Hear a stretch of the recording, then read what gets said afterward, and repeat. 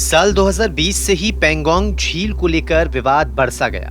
चीन की ओर से अपने दावे किए गए तो दूसरी ओर भारत उस पर लगातार आपत्ति भी जताता रहा। अब एक और खुलासा हुआ है।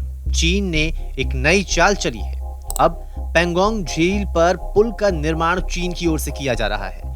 ये निर्माण सबसे सक्रिय हिस्से पर हो रहा है। सैटेलाइट तस्वीरों से इसका खुलासा हुआ है। अब इससे चीन को फायदा भी होगा। आपको पहले समझाते हैं कि आखिर इस पुल के निर्माण के पीछे चीन का मकसद आखिर है क्या।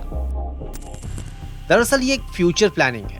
पैंगोंग झील के दक्षिणी किनारों की ऊंचाइयों पर नजर रखने में आसानी होगी और किसी ऑपरेशन पर भारत के खिलाफ खुद को चीन मजबूत करने के फिराक में है। अगर ये पुल बन जाता है तो चीन को फायदे भी कई सारे होंगे, लेकिन भारत के लिए ये चिंता वाली बात होगी।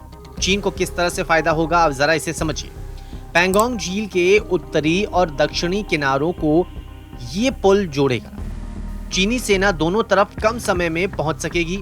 झील के दोनों छोरों की दूरी 200 किलोमीटर से घटकर 40 से 50 किलोमीटर तक ही रह जाएगी। ऐसा भी नहीं है कि ये काम 1-2 दिनों से शुरू हुआ हो। सैटेलाइट की तस्वीरों को देखते हुए अनुमान लगाया जा रहा है कि पुल का निर्माण करीब 2 महीने से हो रहा होगा और काम बड़ी तेजी से आगे खींचा गया है। एक दफा समझिए पैंगोंग लेक के बारे में, जिसे लेकर चर्चाएं होती है और साथ ही विवाद भी।